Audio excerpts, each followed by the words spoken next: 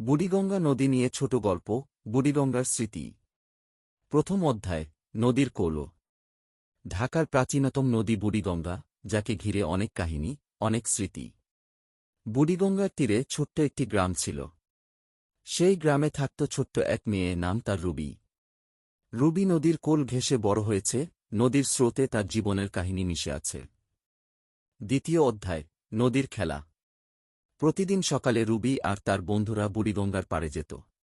তারা সেখানে খেলা করত, নদীতে সাঁতার কাটত, আর গানের সুরে মুখরিত করত চারপাশ। বুড়িগঙ্গা যেন ছিল তাদের জীবনের অঙ্গ। রুবি কখনো ভাবেনি এই নদী ছাড়া তার জীবন কেমন হবে। তৃতীয় অধ্যায়। শহরের ছোঁয়া। বছর ঘুরতে ঘুরতে ঢাকা শহর বুড়িগঙ্গার পাড় পর্যন্ত এসে পৌঁছল। গ্রামের মানুষজন শহরে কাজের জন্য আসতে লাগল। বুড়িগঙ্গার পাড়ে গড়ে উঠল বড় বড় কলকারখানা। নদীর পানি দূষিত হতে শুরু করল। রুবি আর তার বন্ধুরা নদীতে সাঁতার কাটতে পারত না, খেলতে পারত না। চতুর্থ অধ্যায়। নদীর কান্না।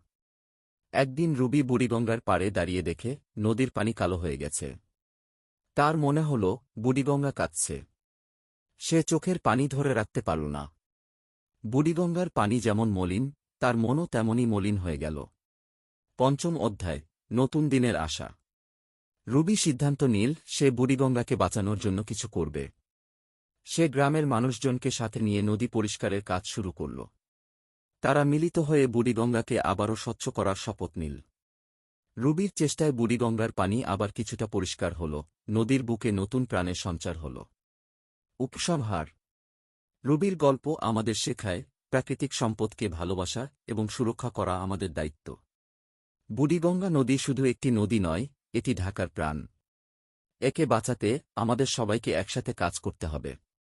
এই গল্পটি রুবির মাধ্যমে আমাদের শেখায় যে প্রকৃতির সাথে আমাদের সম্পর্ক কখনো ভোলা উচিত নয় এবং আমাদের ভবিষ্যতের জন্য আমাদের প্রকৃতিকে সুরক্ষিত রাখা উচিত।